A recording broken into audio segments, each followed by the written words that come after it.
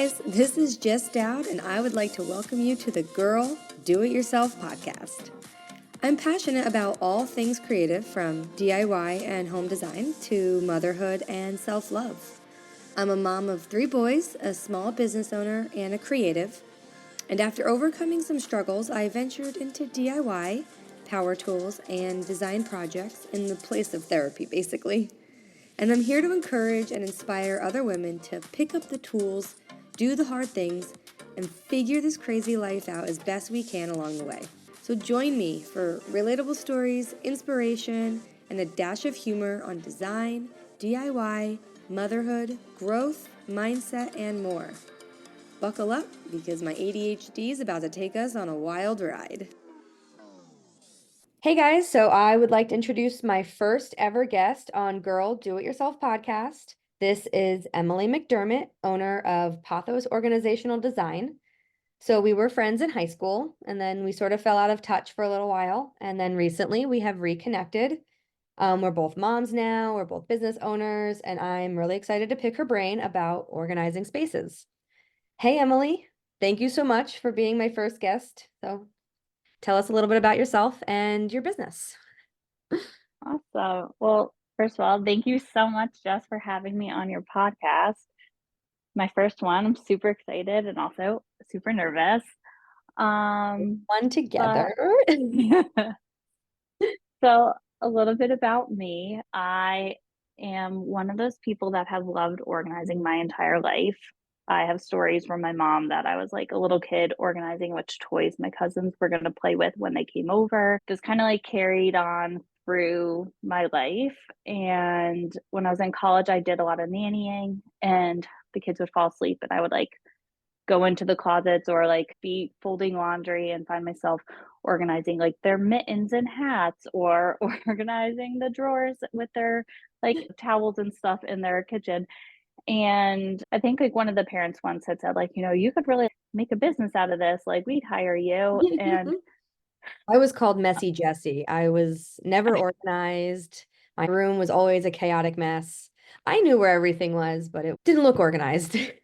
well, and that's like such a good point, is that everyone operates differently. So something that might look messy to someone might make so much sense to someone else, and something that appears really organized might not work for somebody because they still might not be able to find it. And so I think that's something I'll get into later, is that, appearance doesn't always mean organized. Mhm. But when it comes to my organizational journey, after college, I started teaching in a preschool I was a teacher for 10 years. And I think that's where kind of like I found kind of like the purpose, and like more of a purpose and meaning behind my organizing. I worked in a preschool and taught children ages like 2 to 5 over the 10 years. And a big part of teaching I feel, is the environment that you create for your students and instilling independence. And a lot of it has to do with how you set up the materials and what you put out for them. And I realized how crucial that was for my students, for my class. And I have kind of used my skills with organizing to create my classroom environment to be a place where students could feel independent, getting everything out, but also more specifically, like when it comes time to clean up, they know where things go back and it's not falling on the teachers or the adults in the classroom to do that. Yeah, I So still need you to come over and do my house for that reason. We have stuff everywhere as usual. But yeah, no, definitely with my kids, when I have been able to get things to be more organized, everything went more smoothly. it's so true. I feel like having a system in place that not only you as the adult understand, but that the child understands too, is such a game changer. So now that I am a mom, I am taking a break from teaching, and I am trying to give a little more attention to this new career path of mine, which is Pothos Organizational Design. And this is And more not just kid related, right? This is full house options. this is really any space that feels like a tricky or challenging space, whether it's there's just too much stuff, whether it's things are tricky to reach and they're not super accessible, whether it's your roommate, significant other, child can't find something or never puts it away or never puts it back. Like those are kind of signs that like maybe I can offer some help there. Mhm. So now that you are a mom, has that sort of changed the way that you look at your business or how you operate it or what it means to you, any of that? So becoming a mom has like definitely made it more challenging to give Pothos my undivided attention. But at the same time, it's inspired me to make some moves with my business and really try and get my name out there and to grow my business. I know exactly what you mean. It's like you want to do it all and you want to do it for your kids to have finance and purpose and show them, that you can do all the things or do anything you want to do, but then your brain is like split in half and you only have so much time and very little uninterrupted time and it makes it a lot more difficult, but also so much more important, right? At the same time. Totally. And it makes you have to think like so much more creatively about how you're going to, operate the business. I know like very well how it is to like start something from the ground up and try to make it work now being a mom. So, Yeah, I feel like I used to see people use mom under their list of not accomplishments, but part of their title. And I used to think that was so weird. Like, who cares? You're a mom. Cool. Like, good for you. And then I became a mom. And then I was like, oh, they're telling the world that they're badass. Basically, if they're a business owner and a mom, now that I understand it, it holds so much more weight where I'm like, oh, okay, you are managing tiny humans, keeping them alive, doing all the things that they need, and also doing something not for yourself, but in a way, to be that version of yourself also that is like kind of pulled in two separate directions. And it just yeah. means so much more to me now than it used to. That was like a realization I had recently. And I was like, oh, I get it now. Yeah, I feel like every quote unquote cliche pun about being a mom has really shown true Mhm. after becoming a mom. And I was just joking today with my son, being like, I wish I was paid my full-time salary to take care of you because it truly is a full-time job in a way that I never truly understood Mhm. before until now. And like we've talked about before, like finding the time to put energy and attention into the career. And it's like as soon as you like get your child down for their nap, I'll be like, okay, now starts the cleanup of the high chair and all the things. And then I'll sit down at the computer and it's like, I'm finally ready to go. But of course, like it took a coffee to get there. And I'm like officially switching brain mode to like work mode. Yep. And you have like maybe half an hour to like get as much done as possible before they wake Yep. up again. Yep, that time management is, I think, like the mom's superpower, like what you can get done in those small pieces of time. So when you see a mom accomplishing anything, it's like, wow, like look at her go.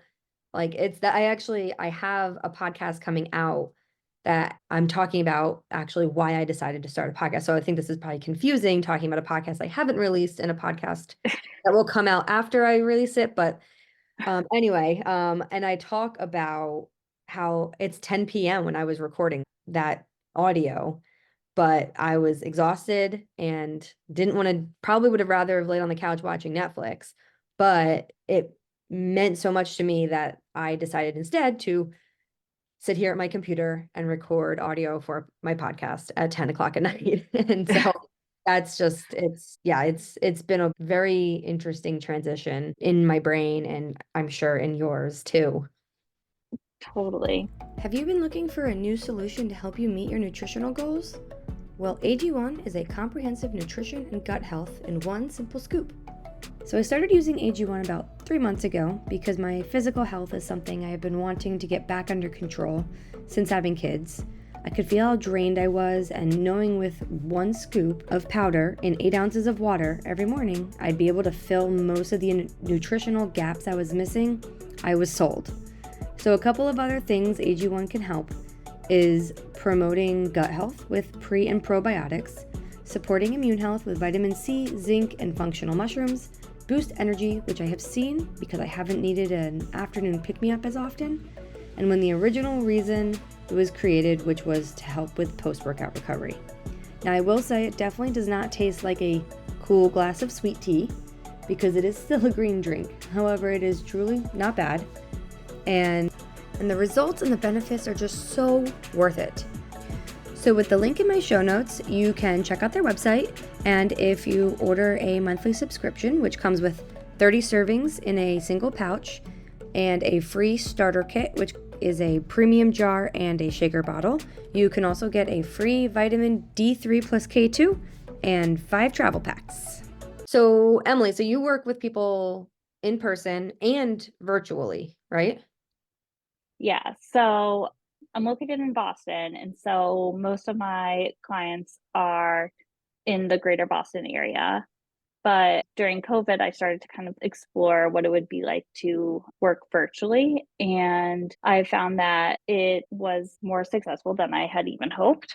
And so I do offer a virtual option, and that includes Zoom consultation, and I can offer the steps for my clients to work through on their own timeline. The DIY organizational solution. So you help them see the space differently because as an outside person, you're probably able to see it in a way that they can't. I mean, I'm sure well, I know there's places in my house that we will be doing this very soon.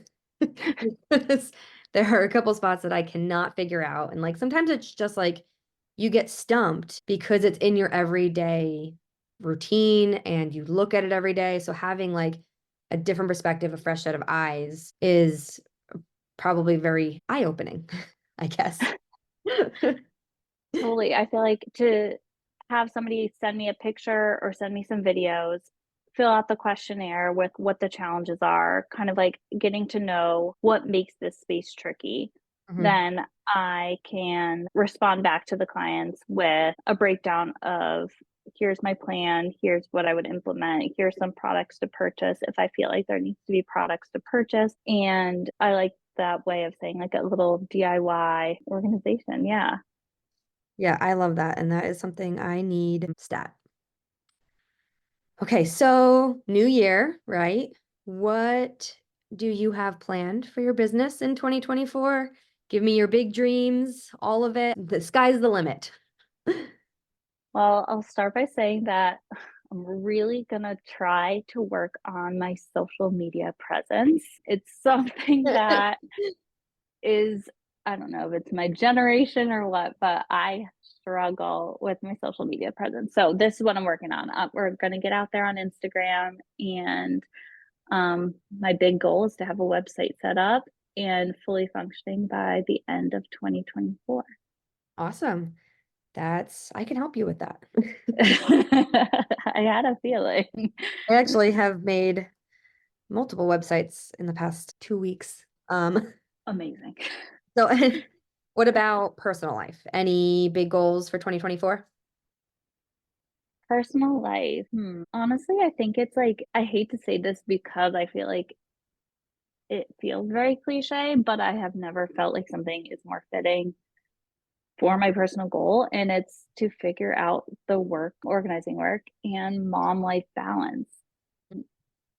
That's something I'm really struggling with is trying to figure out how I can be completely present when I'm have my mom hat on and how I can then switch the hat as quickly as possible to be back into like the work mode. It's something I'm really struggling with now. I feel like it's not so easy to switch the hat back and forth, and maybe part of the realization is like that that's not possible to do it really quickly, and maybe these things mesh a little more, but I guess it's figuring out kind of how these two things are going to work together. Maybe it's less about the Yeah, maybe it's less about the how to switch back and forth, and maybe it's more about how they're gonna, you blend. know, blend Or together. I Yeah, I yeah. love that you said this because I wish I could remember where. I've recently heard someone talk about how there's no such thing as balance.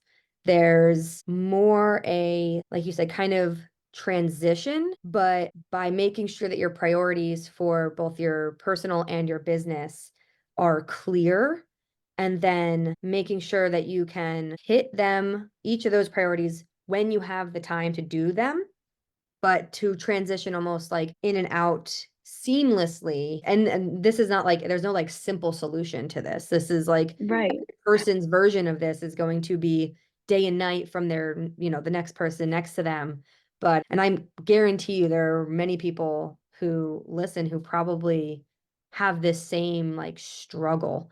And I mean, unfortunately, I don't think there is a simple solution. I don't think there's like a, just add water type of thing, but like, and I am still working on this myself with my oldest getting older. Like he's 6 and now I can like give him a snack and a piece of candy to bribe him to sit in front of the TV and leave me, you leave me alone for an hour to get some work done.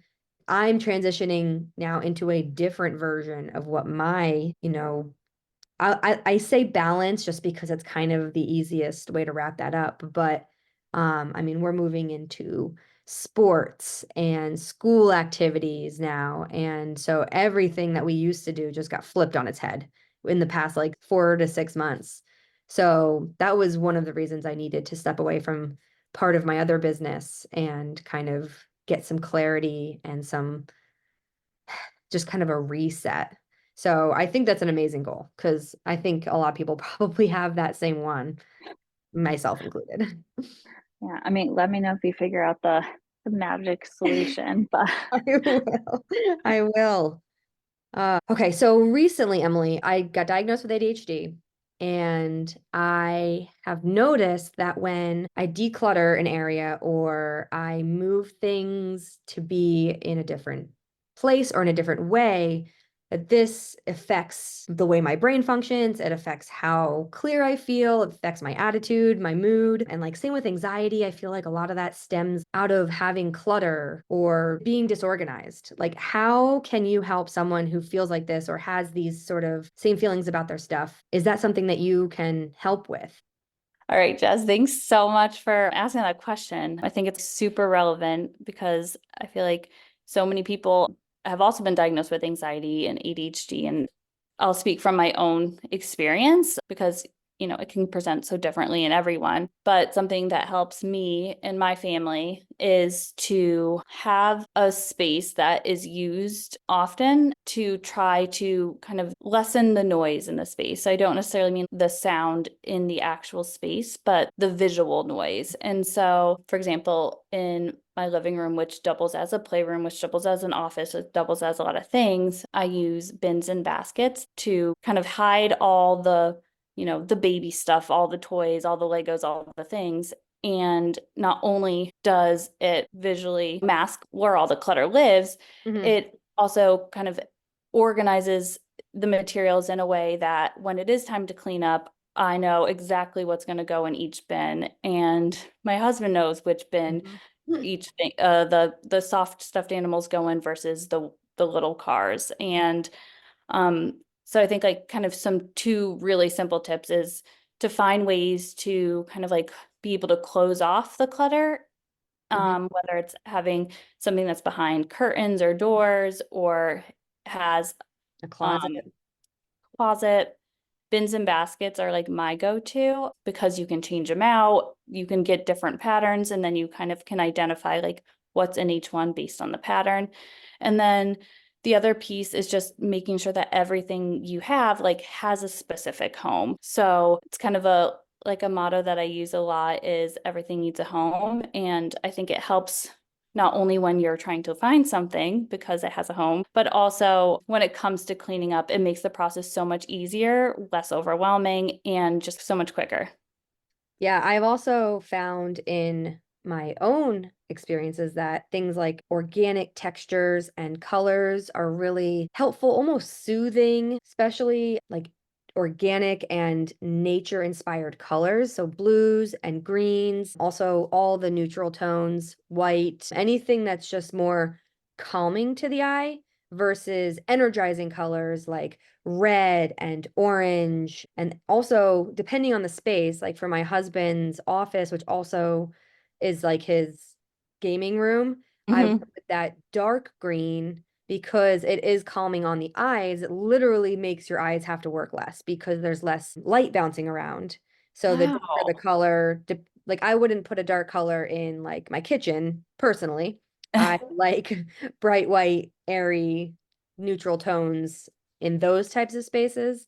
But I do tend to use either mid-tone greens or mid-tone blues as like an accent or something like that. I did that in my our other house as well. And I think I've kind of found my way to all of those things on my own in a way, but intentionally without even realizing that I found them soothing and calming and helpful to, like you said, kind of quiet that noise, that visual noise. Yeah. Well, that's awesome that you found out, you were able to kind of figure it out as you went, because I feel like this is, I'm sure, can be just so helpful for so many people. Yeah, Um, mental health, that mental just calmness is really, where I see these type of elements. And then I do have 1,000 bins and tend to not use them in the way that you just explained. So I'm going to try that. My 2-year-old's also in the take a bin and dump it phase, which is mhm. super counterproductive to what I'm trying to do with the baskets, but hopefully he'll get out of that phase soon. There's definitely developmentally that checks out, makes so much sense. A tip for children is when you are trying to create an organizational system like for their space Mhm. is to involve them in the process. So Mm. whether it's having them pick out, be like, okay, here's all your trains, like here's 2 bins. Which bin do you think would you want all your trains to live in? Oh, And they can be a part of the process. And when they're a part of the process, they then have more ownership over it and they feel more proud to like be a part of the cleanup process. And that's a like we have great older idea. children, they can like I've had clients, I've involved clients' children in a lot of my projects before, and like I've had the kids make the labels, and so like they will either draw what's in them or take the picture and do the writing, and then I create the labels with their artwork or their writing. And That's awesome. they feel more excited to do the cleanup part. Yep. And Yep. then like in a way of like similar to the everything having a home, when like the kids know where things go, it's easier not only for, you know, us as grown-ups to be able to be like, yep, and the keys always live here. But for kids, it's like they also know like where things go, and it makes the cleanup so much easier and less overwhelming. Yeah, clothes. I'm trying to do that with my kids' clothes too. Like each drawer has t-shirts and this drawer has underwear and socks. And so that way when I say, here's your clean clothes, like my 6-year-old's old enough now to be like, okay, here's my clean clothes. He separates them out into each like thing, t-shirts, Mhm. shorts, pants, socks, and then he knows which drawer they go in. So when I say go get dressed, he can go up and find his own clothes. And when I say put these clothes away, he can do it for me instead of me having to do all of it. Yeah. Little No, wins. that's so great. I was thinking your question about how can organization like help with anxiety and ADHD. I was thinking about a client that I had, a project that I had, and the client's son has ADHD. And the idea was his bedroom had so many things, and he really liked all of his artwork and his books and his toys and his Legos and all the things. And then he had this huge closet, but the closet had like a few pieces of clothing hanging. There's Mhm. like maybe 3 things. And then it was, they weren't maximizing and utilizing the space to its full advantage. So instead of clothes, which traditionally live in a closet, Mhm. and toys being in the room, we swapped it. So clothes were out of the closet, and in the closet was actually where all kind of like the toys and things lived. And Mm. so at the end of the day, when he was needed to start like calming his brain, getting ready for bed, and needed more quiet, Mhm. the doors could be shut and everything is tucked away. And then when it was time to play, he could open it up and everything was still there. And I'm realizing now, like one of the other tips we did was also involve color, which is thinking back to like what you were saying. And Mhm. we just organized books and things on his shelf by color. So it was in kind of like rainbow order. You can have a pile of books and they can be, just like kind of thrown up there and it could feel chaotic. But then Chaotic. when you put it in Mhm. rainbow color or have more of like a uniform look, it really does make such a difference. So Our another brains tip. are crazy. They process and comprehend things that we don't even realize they're doing. And then that it does affect our mood. And I mean, the way that our nervous system operates is affected by everything that we intake. And I've been doing a lot of research, total side note, on like nervous system regulation, and environment is a huge part of that. And I really think that being organized, like having things be less cluttered in your house and in certain places, is just something that I think we all should be working on, even if it's just in like certain spaces where you feel like you need to have your brain be more functional.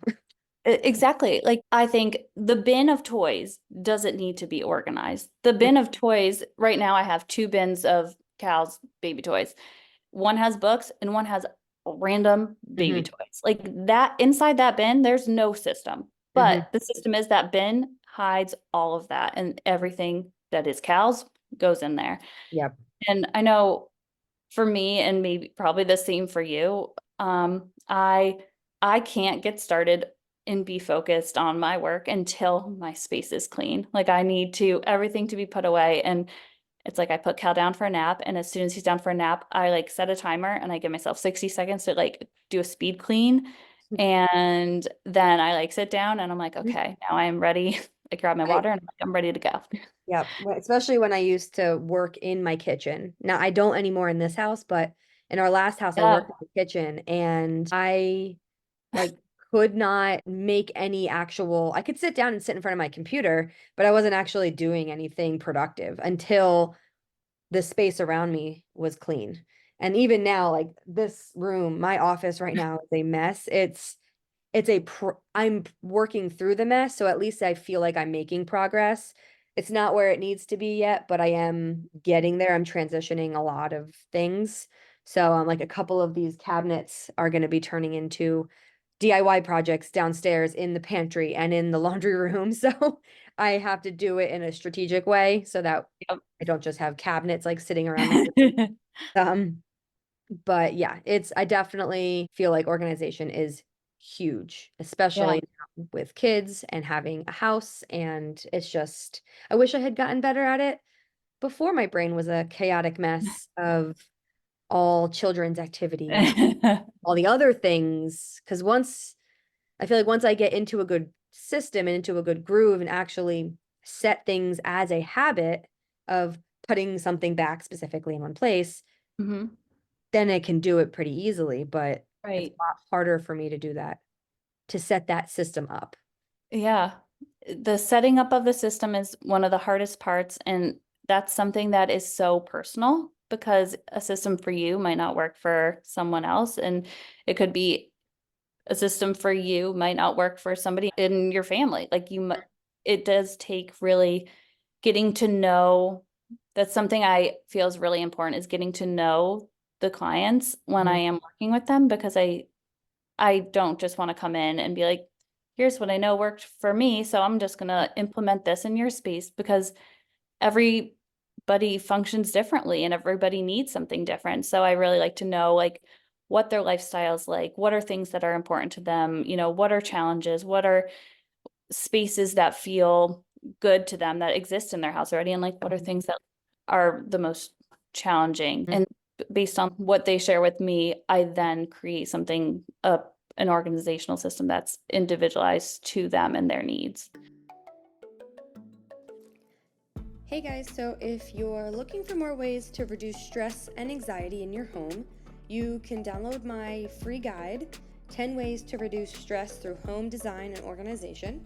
You can find the link in the show notes or the link in my Instagram bio at Jessica Gracefully. This guide was inspired by this conversation I had with Emily, and it is something that I've been trying to focus on in my own home as well because of how much our space and our things affect the way that we feel and function, and this is just something that has become really important to me, and so I hope that you find it helpful as well. I think another kind of like question to ask yourself is like, if somebody were to go into your house and they were to be like, okay, where is the vacuum cleaner? Like, would you be able to tell them where the vacuum cleaner is? And I think 70% of the time. one of my questions that I ask myself in my own, family unit is, where if I can have my husband find something, if I say, I usually give a line of, if check 3 places and then ask me where it is. And if he can find it in 3 of his guesses, that means I've in some way succeeded. So, Okay. because it's true that not, like you said, like maybe it's on the hook, maybe it's on the counter, or maybe it's in the pocket. But those were 3 places that it could be. And if you can at least narrow down the places for some families that like like the people in the household are operating differently, Mhm. they can check 3 places and then eventually find it. It's when you have to go to the 4th and the 5th and the 6th and the 10th place, that's like when, that's when a another system, it might need some revamping. It's my husband's wallet, but Yeah. that's a different story. But so one thing that I've been really trying to get to, and I've been clearing out stuff that if I haven't touched it in, I'm gonna say 2 of our moves, which that's like 6 years, it needs to go. Like we're done. We move a lot. This is our 1, 2, 3, fourth house in 7 or 8 years. Like if I haven't touched it, it needs to be gone. So that's my step 1. And then my step 2 is I want to get to a place where there's a place for everything and everything in its place. Mhm. Is that realistic? Would you consider that like realistic? And then also, how does that tie back into a clear home and a clear mind? So I believe that everything needs a home. I believe that also there should always be space for more. So when you have a coat closet, the idea is not to have all the coats squish in and officially fit, Mm, that there should be space for more because you might have a guest come over, you might have a different coat, you might have an additional child, there might be reasons for things to be added. So when thinking about your space and decluttering or, kind of going through things that maybe you haven't touched in years, think about when you're creating those spaces, how you can have a home for those things, but also make sure that there's room for more things to be added because inevitably mhm. things will be added. Yep. And that I feel like that would also give me this feeling of like having breathing room versus being squished by my stuff, Mhm. right? You have that room to add something and you have it, and then it's not like a pressure or a stressor that you need to now find a new place for it. I love that concept. I haven't gotten that far. I've gotten to trying to get rid of my junk. Well, that's truly one of the hardest things, and it's what a lot of people do struggle with is the saying goodbye to something because there's always the question in the back of your head of, "Well, maybe I'll need it one day," or there's the question or kinda like internal conflict of like, "Well, this was my mom's," or this has some, like, meaning behind it, and I think for Sentimentality. that, it's take a picture, like, whether it's something that's, like, an item that you can put on your body, whether it's something that, like, you have your kids play with it and then you have that memory, take a picture of it, print it out, put it in a book, and it's, like, the memory of all the things you've said goodbye to, Oh, I like love that idea. That I love because sentimentality is a big one for me. Um, yeah, there's a few reasons for that I'm not going to go into, but having that like moment of almost like its final goodbye memory and yeah, then being able to move on. Ooh, I love and that idea. And give it the space and the time, like, have the whatever the item is, like, maybe it's truly a photo op that's a moment and then it goes in the donation pile, but maybe it's you have it out in the playroom for a week and just see how the boys, like, play with it or create Mhm. with it, or maybe it's that you decide, like, it's a coat from your great-grandmother and you're like, "This is not my style, I would never wear this, but I'm gonna wear it for a week or I'm gonna wear it in this picture." Mhm. And then I'm gonna be like, "You're still holding on to it Mhm. But in a it's not way." weighing you down anymore.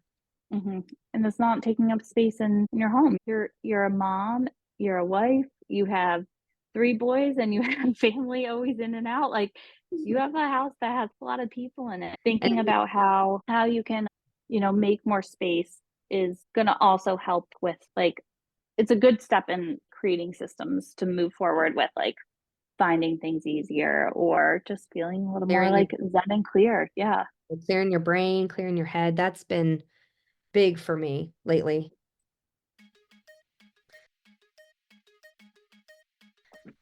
Okay, Emily. So at the end of every one of my podcasts, I have my She's Savvy takeaway. So I'm going to ask you for your tips and tricks takeaway for this one. So, what would be some quick and easy tips that you can give people to get more organized or declutter coming into the new year? Right. I think for this new year, I think if people could pick one kind of like target area, I think starting with one space, whether it's a closet, a cabinet, a pantry, and whether it's you decide to take everything out of that closet, pantry, cabinet, and really think about like what it is that you want to keep, what it is that you can donate. That's one step as creating some more space in your life. Mhm. Or it's that you, for those cabinets and shelves, you add in an one of those wire racks that just give you kind of like that additional shelf in between the shelves. That's another way if you're in a place where you really can't get rid of anything, everything you have is something that you need, then create more space that way by adding a shelf in there. I So, just did my pantry yesterday and I wish I had called you because I probably could have used your help. And I probably will still ask for help because it's better, but not great. But yes, I love that. Starting small in like one area. I know for me, when I like complete something, it makes me want to then it gives me the not courage, but the like energy the and motivation. yep, exactly, to do Yeah, more. totally. And Well, like you said, Jess, like if you do, I 100% will take a look at any of your spaces virtually because you're now so far away. But oh, yeah, you send me a video, you send me a picture. I'm happy to like look it over and offer like just send a few tips and tricks or a few products that I think would be helpful. perfect. Yeah, you just let me Great. know. Yeah, that would be awesome. I am not an organizer. I can do the DIY projects and the pretty spaces, but making them clutter-free and organized is not my forte. So we're gonna have to team up and do something about that. But I'm really excited about this conversation. I hope someone who listens gets some good tips and tricks and info and ideas, and maybe they start decluttering and organizing, or maybe they call you. So, on that note, how can people get in touch with you? How can they find you? Give us all the places. Yeah, so I would say the best way to find me is on my Instagram, which is Pothos underscore organizational underscore design.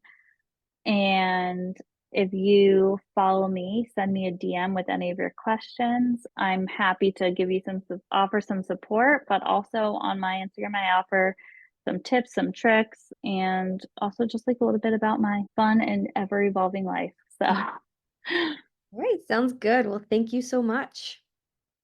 thank you, Jazz. This is great. And I do think you're onto something with teaming up because you have so many strengths that I am lacking. So I think together we make a good duo. All right, let's do it. Well, guys, this is the end of my first interview episode. I hope you enjoyed our conversation. And if you have any questions or want to hit Emily up, please feel free to do that.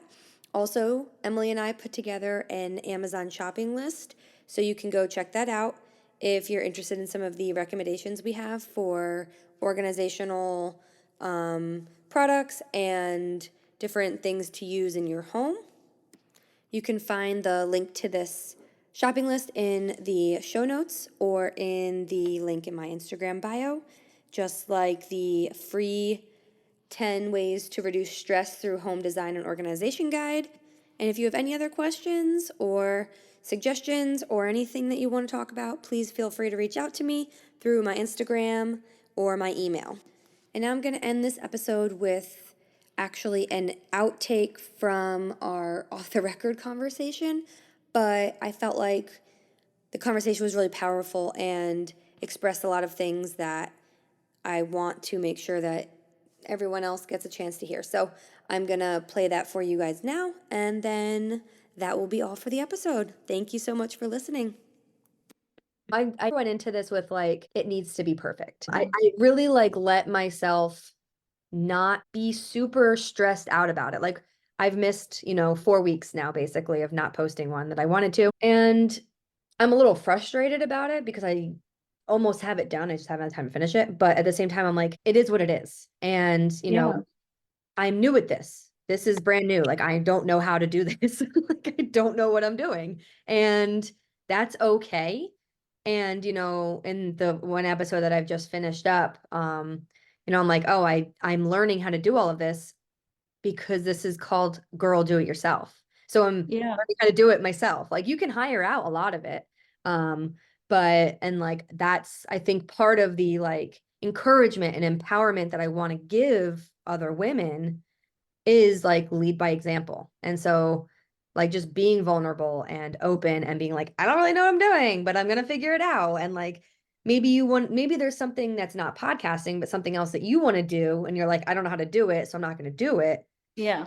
But seeing me do something that I don't know what I'm doing, I don't know. Like there's so many times I've had people be like, oh, women be like, I wish I could do what you're doing. And I'm like, if you wanted to, you could. Yeah. And like, that's a big part of it. Okay. Thank you so much. This was so fun and so cool. I'm so inspired by you. So what you're doing is inspiring, and Awesome. it's also giving me the faith to just, or like the empowerment to just be like, just do it. Like just jump post in. it, just get something out there.